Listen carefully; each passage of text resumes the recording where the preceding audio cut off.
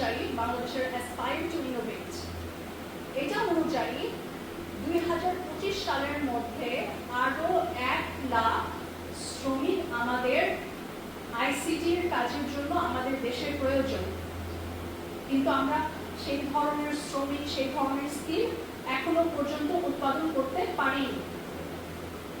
আইএলওর একটা recent report অনুযায়ী